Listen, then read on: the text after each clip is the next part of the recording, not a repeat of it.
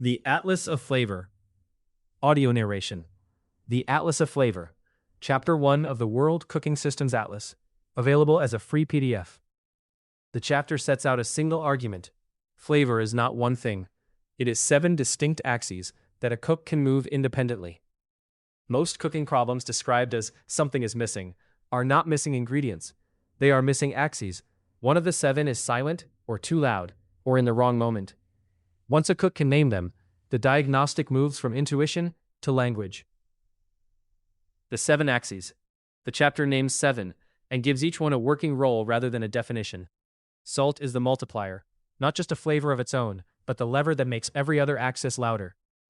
A dish with the right ingredients and the wrong salt tastes flat. A dish with modest ingredients and well-placed salt tastes built. Acid is the brightener, the axis that pulls a dish from heavy toward alive. Lemon at the end of a stew, vinegar in a chimichurri, the yogurt next to a curry, all the same axis, doing the same job at different volumes. Fat is the carrier. Aroma compounds are mostly fat-soluble, which is why a sauce reduced without enough fat tastes thin, even when it is correctly seasoned. Fat does not just add richness, it lifts the smell of everything else in the pan into the air where the eater can find it. Aroma is the volatile signal, the axis that lives in the nose, not the tongue. Almost everything we call flavor is actually aroma. The tongue only handles 5 tastes. The axis splits into 3 release windows: raw, cooked, and finishing. Most aromatic failures are timing failures, not quantity failures. Heat is the releaser, not temperature for its own sake, but the catalyst that triggers the other axes: Maillard reactions, fat rendering, aromatic volatilization. Too little heat and the axes never wake. Too much and they burn past their working window. Texture is the dimensional layer, the thing the tongue and teeth register, separate from taste. Crunch against soft, creamy against bright, the small contrast that turns a flat dish three-dimensional.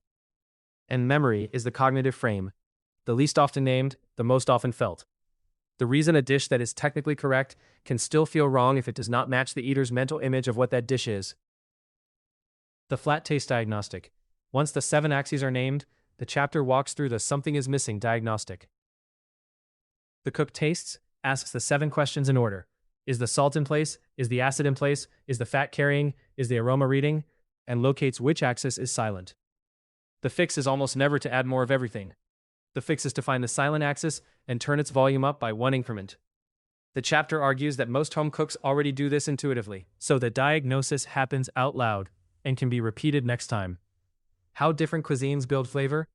The chapter also shows how the same 7 axes are weighted differently across kitchens. A French sauce relies heavily on fat and acid. A Thai dressing relies on salt and acid in balance, with aroma carried by herbs rather than reductions. A Japanese broth relies on umami and texture, with restraint on every other axis. None of these is the right answer. They are different arrangements of the same 7 levers. 8 worked examples close the chapter. Aglio e olio, banh mi, bibimbap, salade niçoise, and 4 others, each diagnosed through the 7-axis lens. The point of the worked examples is not to teach those 8 dishes. It is to show what the diagnostic looks like in motion, so the reader can run it on their own dishes the next evening. What this audio is, and what to do next? This audio is the page that introduces the chapter. The chapter itself is the next step. It is about 5,800 words, available as a free PDF, A4 print-friendly, no email sign-up required. There is a separate audio of the chapter on the audio library page for listeners who would rather hear it than read it. If the 7-axis framework already feels useful from this short introduction, the chapter spends most of its length on the worked examples and the flat taste diagnostic. If a particular axis felt obvious and another felt unfamiliar, the chapter explains the unfamiliar one in depth.